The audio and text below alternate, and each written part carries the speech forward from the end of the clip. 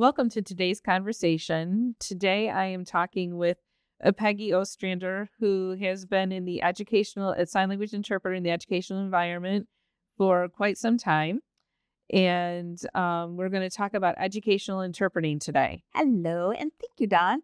I am Peggy Ostrander. I am a nationally certified interpreter within the state of Michigan. I hold my endorsement for education as well as medical, and I've been interpreting now for almost 20 years. So, when we're talking about interpreters in the educational setting, both sign language and foreign language, do you think just anyone can be an interpreter in the education setting? Do you think that they need to possess like some special characteristic or skill? I don't think everyone is cut out to be an educational interpreter. I would agree with that. You have to have the patience to work with kids. You have to have the patience to work with educators, and the understanding of what you're being asked might not be what you think.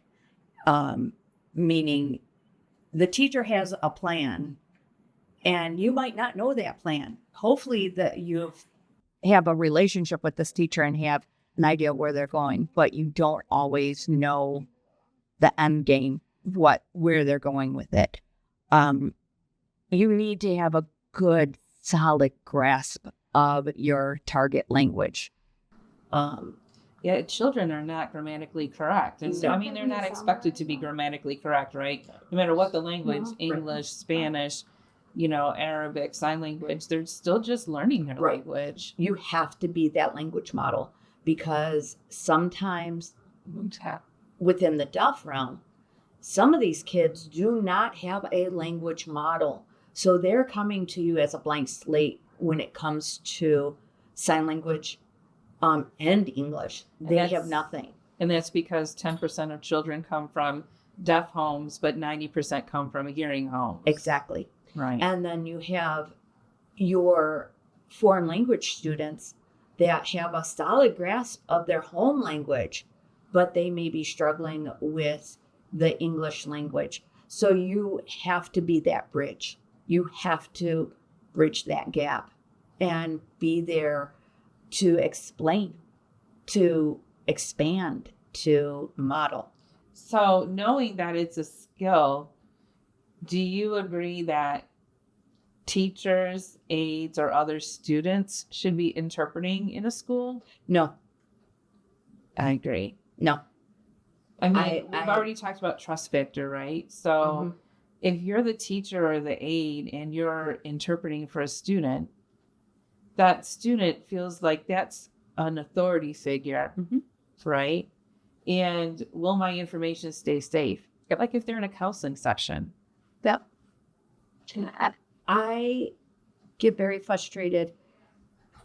I get it that in some situations it would be quote unquote easier, but it's not trustworthy. It's not in the best interest of the student. I'm a big one for that separation, because you don't want a student pouring their guts out and then, I just did this in front of my teacher, or that breaks some trust. Yes, I had a student one time who needed to tell their parents that they were in a serious situation, and the teacher wanted to interpret that with the counselor and the parents and the student. And I explained to the teacher that, it's really not, first of all, ethical, because everybody's going to be on an emotional high. You need someone who's very fluent to be in there to make sure that all of the information gets across. And then secondly, you're an authority figure. Maybe the student doesn't want you to know what's going on. I think the teacher was more curious about what was going on than really looking out for the best interest of, at that point, the entire family. Yeah. I mean, it's great when a teacher can sign for themselves, and it's great to have a signing assistant I feel that that's all important because first person information is always better than that. I'm voicing it, giving it to the interpreter. The interpreter takes it through their own filter and brings it to the student. And hopefully the teacher and the interpreter's filters are kind of on the same realm, giving it to students. But sometimes that doesn't happen. That's not fair in a situation where it's a sticky situation and you're asking a teacher to become the interpreter. Right. There's a disconnect at that point.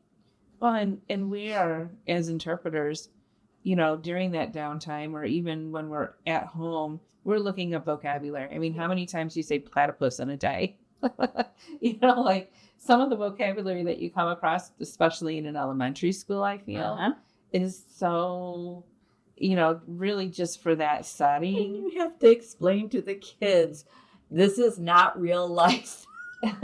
This is for school only because there's no sign for it, but you're coming up with a sign, Right, especially like for a furry preschooler, duck, it's like a preschooler who doesn't know how to spell. Yeah. Like that's a long word, platypus, I always use platypus because that's the one that always throws me. But, and then, even when you're in high school, if they're in a specialized class, you have to look that vocabulary up. If you don't talk microbiology, yes, come on, microbiology alone. We don't talk about that stuff in daily life. It's unreasonable to expect that we're going to know every single word and its meaning because it means one thing in this setting, but it means this in this setting. We have to prepare. We have to have that time. But it's just knowing that specialized vocabulary and how it's used. That's so important. And if a teacher or a student or an aide feels like they have that grasp, I don't see it. And for sign language, okay, you have to have certification here in Michigan. But for foreign language, you don't have to have a certification to work in a school. So, if people had, high school Spanish for 2 years, they feel like they can, interpret Spanish to the child, but it's no different. You would need to be a fluent speaker and have the skill of interpreting. As interpreters, we are looking up that vocabulary and we are preparing. Okay, I can say the word platypus. How do I sign that? How do I say that in Spanish? Or, as if I was a Spanish interpreter, but as a sign language interpreter, I'm like, okay, there is no sign for platypus. What am I going to do? I'm not spelling it 20 times because my fingers will fall off. Okay. I own it. I've used fuzzy duck because of the beak and the fur. But, and I say that in jest, but that's kind of your go-to. It's a way to explain to the kids what's going on. And you explain to them, this is for school. This is so you understand this information. This happens at the college level too.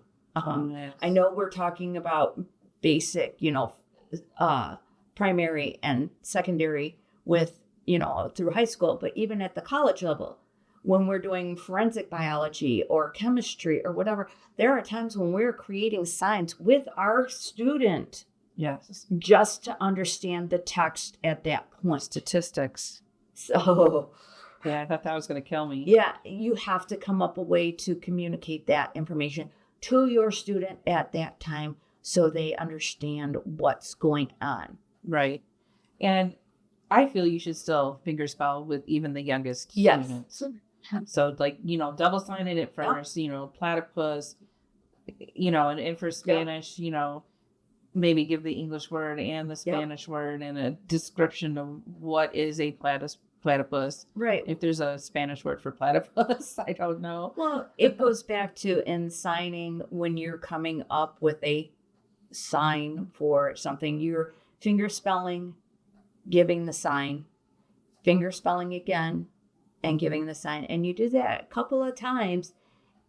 I'm guilty of, halfway through the lecture, I'll do it again just to emphasize. And I'll say for this class, I'm using Right. this, and just doing that quick expansion. Now, if you have an interpreter who is bad at their job, who doesn't have that good language base, who's not a good interpreter, who is not certified, how do you feel that affects the child? There is a language disconnect at that point, in my opinion. As again, I'm not a researcher. I haven't researched any of this, but these are kids that take those language skills into adulthood, into the college and university settings. And when they don't have that solid language base, they struggle at a language level. They might not understand the concepts. They may struggle to understand an interpreter who is at an appropriate level. They might not comprehend those concepts that are being presented. Just at a basic, they're not getting the information that every other child in the classroom is getting. And our deaf students are already at a disadvantage because they don't get, I call it background information. It's the information that we get when we are sitting in a room and there's the radio on and we're not actively paying attention to that radio, but we're getting information from our hearing that information. We're hearing it. We may not comprehend it at that moment, but we're like, oh yeah, I remember hearing something about that. I call it accidental learning. Okay. Yeah, when you overhear your parents having a conversation with their friends about how to manage finances or manage a funeral service or manage daily life, you learn it. You just don't realize that you've learned it because you've overheard it. And our students, we have to actively teach them that information. So they lose out on that. Yeah. But, how can you tell if an interpreter is bad? The students are not doing well on their tests, right? They're becoming withdrawn because that language is not happening in the classroom. And, watch that interpreter. If they seem to be giving too much during a test, they might be giving too much because they're trying to cover the fact that they can't convey it appropriately during the classroom explanation. And so question that interpreter. Try giving the test to the student without the interpreter. See what happens. These are ways that you can measure the effectiveness of the interpreter if you don't have a certification process. Also, if you have someone other than the interpreter in question, but ask them, can you explain this concept to me? Those open-ended questions. Yes. And having them give the response in their signs and seeing, okay, are they comprehending this? Are they getting it? That's a great benchmark, because if they can't in their own way explain to you what you're talking about, either they're not paying attention or something's up with the interpreter. It's one of those two. Yeah. And most of the time, teachers are pretty perceptive if the student is not paying attention to the interpreter, or the interpreter will say, hey, I'm really struggling. They are not paying attention to me. And I've tried to redirect them back to me 100 times and it's not working.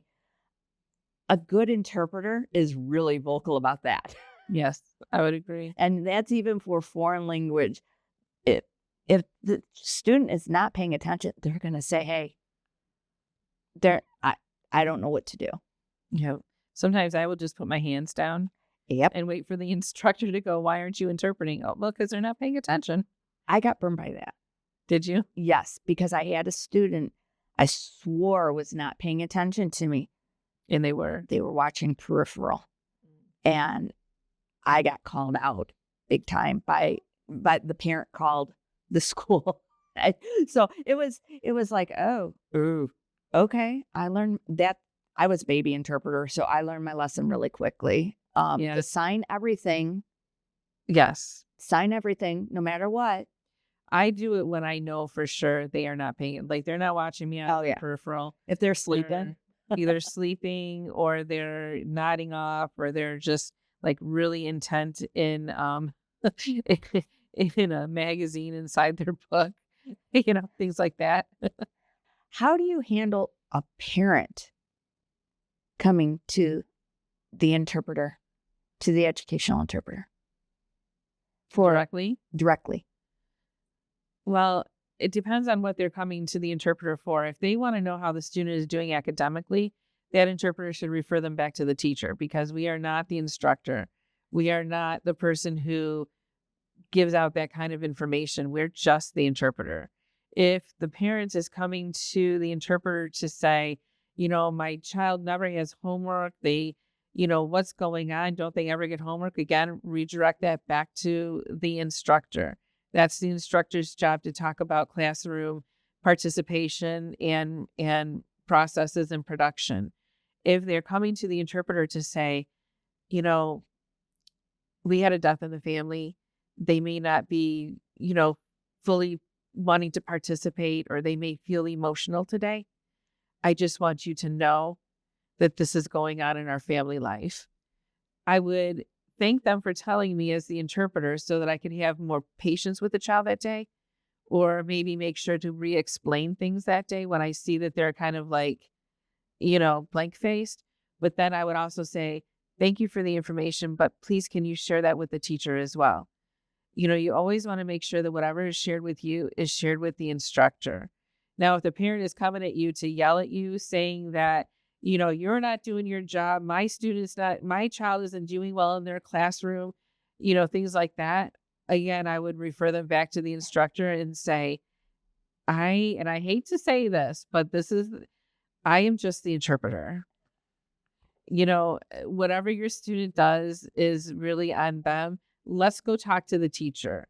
And I would walk them to the teacher because I don't want them to think that I'm just trying to bow out of an uncomfortable situation.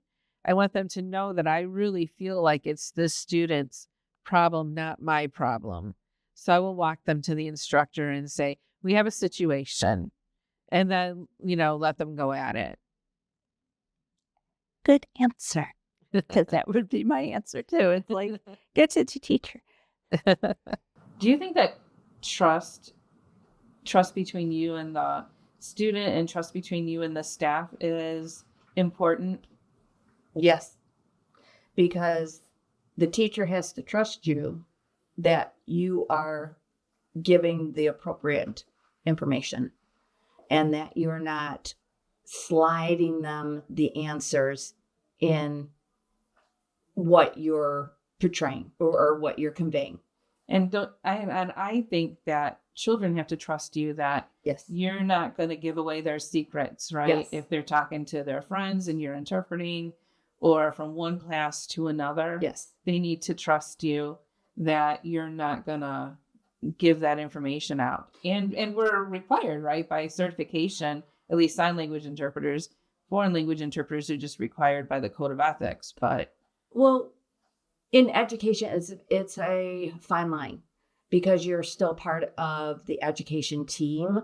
So you still have to, as any educator, you are almost in an education role as an education interpreter. So you have to walk that fine line of, okay, they're talking about doing something really not cool. Where does this fall? And agreed. Yes. And so you have to find that space where you're covering yourself, but you're also protecting your student. So because we're mandated reporters, right? We're mandated reporters, and we also have to protect not only our student, but now because we're part of the education team, we are involved with the entire class, and we're involved with the staff as well. So you have to find that balance of, okay, they're talking about cheating. I know that they're going to cheat. What do I do? Right. And that's where for the education interpreter, it gets very, very hazy and hard because technically we do have to kind of let the teacher know, or at least let the teacher of the deaf or their primary contact within the school. Who does that student report to? You have to let them know. Well, because we're the only ones who Exactly. know what they're saying, and Exactly. say it. And it's not our position to reprimand or discipline. I hate using those words, but within the education, it's not our place to discipline or redirect. Well, we can redirect. Right. I redirect. Yeah. But and when you're talking about the responsibility of the interpreter, where does that end? Like, I've been in the education setting a lot, and they almost want me to act as an aide or almost to educate the child. And we're not there to educate. We're there to interpret, convey information. What do you do when someone wants you to, let's say, educate the child, take them in another room and go over this worksheet? that is really hard, because depending on the interpreter and their knowledge, it's really easy to fall into the Educator role. The educator role. I mean, I'm guilty of sitting down with a student and reviewing. When they say, "Oh, can you review this information?" I'm like, I can review vocabulary. And I sit down and I review, okay, this is the English word, this is the sign word. And I'm assuming. I think that's very much within our wheelhouse. As for reviewing paperwork, I explain, do you have a student? I use other students. I'm notorious for using another student. It's like, is there another student that you trust for reviewing this information that we can go into another room? And then I'm still in my interpreter role because I'm interpreting for student to student. Right. And I'm still doing that process of exchanging information, but then the load is not on me. And that makes it so it's still within my realm. The teacher is like, okay, kind of still knows my role. And it helps develop a peer relationship. And then there's that peer relationship, which for a lot of our kids, that's really hard to have a connection with other students because they don't understand the language barriers that they're dealing with. Right. Yeah, when you have downtime in a school setting, maybe it's like an hour off because, they're having prep time or you just don't have anything scheduled during that time. Why is that important for interpreters to have?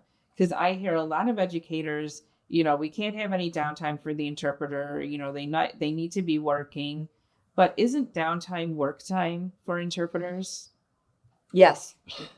A lot of times our downtime that's when we're reviewing the material. That's when we take out the textbook and kind of read ahead for what's going to be presented. That's our vocabulary review time. That's our time to let our brain kind of decompress. Because remember, as an interpreter, even foreign language interpreters, sign language interpreters, we are hearing, shifting it into our target language, presenting it all at the same time as we're still hearing it. So this is a constant go. So for us to take that time to just stop and be able to rest our eyes, rest our ears, rest our voices, maybe not rest our mind because we're reading and okay, but what's the sign for this? But we're not actively interpreting. And that's called simultaneous interpreting. When you're hearing it, you're interpreting, and you're hearing the next thing, and you have to interpret that. And, you have maybe, 5, 10, 15 seconds lag time to get the information out. Yes. So, and that's a skill. Would you agree? Yes. And because sometimes it needs to be practiced, and sometimes it just goes away. And you don't. Well, we all have those moments. You have a moment like, Especially when I'm tired, I find that, you know, if Yes. I've interpreted for a long time, it happens a little more often. Those little, Well, you figure 20 minutes to 30 minutes at a time. And our ability to hear to do all that Process. processing. and release, even if you're just listening. Okay, I've got that big chunk. And giving that information and then going back to the conversation, it still is tiring. So Yes. sometimes you, after, in the schools, we were talking about not everybody being able to interpret. You have to have that ability to go for a long period of time, longer than a teamed assignment or an assignment where you have a little bit more downtime. You have to be able to go for an hour and maybe have a 5-minute break, and then go for an hour and maybe have a 5-minute break. And working in the schools is really where I developed my stamina for interpreting. Hello. And your brain is almost like a muscle, I think. Yes. And you just learn how to manage tiredness Yeah. and knowing when you're not interpreting everything great, Mhm. and being able to ask for a break or say, I need 2 minutes, Yep. or take a drink of water, which water always helped me. Yep. Like get grounded again. You have to So- stretch that muscle for it to be able to work. Yes. So working in a school, what can staff do to make it easier for an interpreter to do their job, or to become more of a team member of that educational team? Like I've had a teacher who didn't want me in their space, right? But it's best if the student can see the interpreter and the teacher at the same time. And so I kind of have to be in your space. Yes. I will try my best to stay out of if you're a walker, I won't get close to the board so you can use the board. But so knowing that interpreter is not judging you and they're not trying to steal your thunder, and just allowing them to sit in a chair in the front of the room so that they're not, commanding attention, and just let them do their job. Would you agree? Yes. I've had a teacher come up, tell me that I told my teacher, my direct report in the school, she said, I have one of those girls in my class. I don't want it. And it was very hard to get a rapport with this teacher because of that. So first of all, realize that we're there as a team person and not as a threat to you, that we're here to make information accessible. We have one goal, both of us, right? Yeah. And it's the same. The success of the student. Yep. And the education of the student. Yes. That's our goal. We all share that goal. And if we can work together to achieve that goal for the student, then that's a win-win for everyone. Exactly.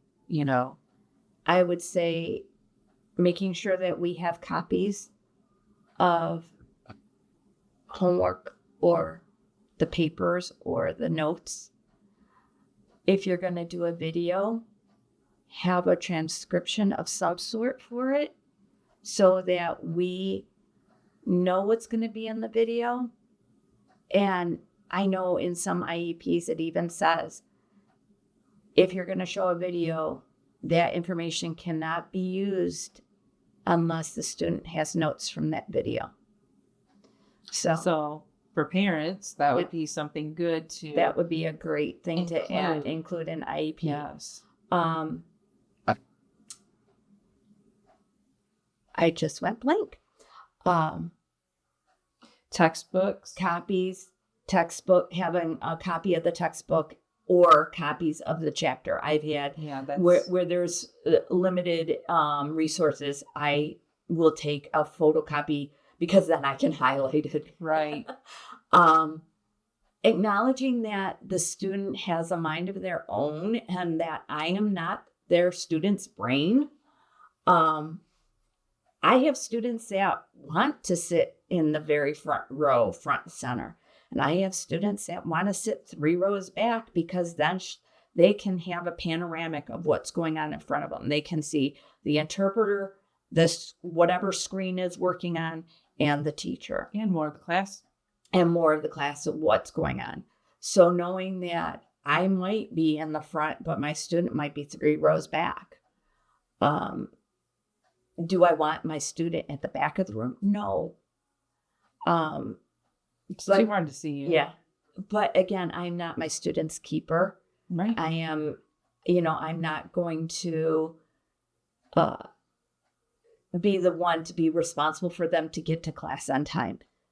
I have to be in class on time. It's my responsibility to be there. It's not my student's responsibility. It is my student's responsibility to get themselves there. It's not my responsibility to get them there. Mm-hmm. I can remind them, or let me rephrase that. You can remind them and I'll interpret that for you. Exactly. So, nor is it our responsibility if they do well or not well on a test or don't do their homework, all of these things. Yes. And remember that sometimes the student is going to blame the interpreter. Oh, yes. Because they want to get the heat off of them. Mm-hmm. So, don't just automatically assume that the interpreter didn't do something. Mm-hmm. Remember that you're dealing with a child who's just trying to protect themselves and not get in as deep a trouble as they find themselves in. Yes. From time to time. And when you have IEPs, how important is it to have an interpreter there? I think it's very important because a lot of times the student is allowed to come to their own IEPs, especially within the middle school and high school level. The student is invited to be involved in their own IEPs now. It takes the responsibility of bridging the 2 languages off of the parent and the teachers, and it allows for a more comprehensive conversation. Mm-hmm. So people can speak freely and they're not trying to analyze, how do I say this? How do I say this? How to say? They can just speak and let the information be presented. Now, what if the parents need an interpreter and the students invited and they need an interpreter? Do you feel there should be 2 interpreters? Yes. I would agree. Because a student needs to be able to voice their opinion, and sometimes that student will be released to go back to class. Mm-hmm. So they need their interpreter with them. Yep. But then the parents need an interpreter to fully understand and participate in an IEP process. Yes. If you can't explain it to them, and for foreign language, translating that material is so important so that they can take it home, they can read it later. I'm a parent who had IEPs for my children. And sometimes I didn't remember everything that was said at a meeting. And I liked having that material at home that I could go back over and go, oh yeah, this is what they're supposed to do or not supposed to do, or this is the responsibility of the child, the teacher, the aide, the whatever. Having that information is so important. And then reviewing it before the next IEP so that when they ask you, oh, do you think that your child has improved from the last, well, I don't remember. What were our goals? Well, we also have an environment now where we're not only dealing with single language situations. I have been in situations where I am the interpreter, sign language interpreter, and I also have a Spanish interpreter in the room or an Arabic interpreter in the room. So now we have a 3-way conversation, and these are for IEPs because we have our second language families that we have a deaf child. So now we're incorporating multiple languages in the same space. So I feel it's really important that as interpreters, we know how to work with interpreters too. Absolutely. Foreign and sign language interpreters, we're in the same game, right? Yep. We're just different languages. So different ways of expressing language, but it's still conveying language from one person to another. So even, you know, I'll go so far as to say, translate the report cards because that's so important to know. And the reason we have report cards is so we know how our students are doing academically in school. And if we don't know, and we have to wait till the parent teacher conference, which only happens what, 2 times a year, Yes. it's almost too late at the end of the year to do any fixing. I will say that a lot of schools are having their report cards translated. Good. I'm seeing that more and more and more, that the school itself is taking on the responsibility of having that document put into Spanish or put into Arabic for the parent. Now, again, it depends on the school district and it depends on the population. If it's Right. only one student, it's not as likely as a school that has a higher population. But they should, They should. because it's helping that student achieve academic success. Agreed. If the parents at home can participate and know how they're participating, Yes. do they need to push them more? Are they doing okay? I mean, every parent wants to know if their child is doing well. Fair. So, Yeah. thank you for watching. Thank you, Peggy, for joining me today and talking about educational interpreting. I think talking about educational interpreting is important for everyone, educators, parents, interpreters, and students. So thank you so much for sharing. So stay tuned for more content and make sure to like, subscribe, share. And if you'd like, comment about a question that you have about educational interpreting or an experience that you've had in educational interpreting. See you in the next video.